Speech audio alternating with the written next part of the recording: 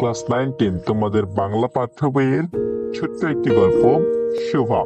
এই গল্পটি এখন আমি কার্টুন আকারে তৈরি করে ফেলেছি।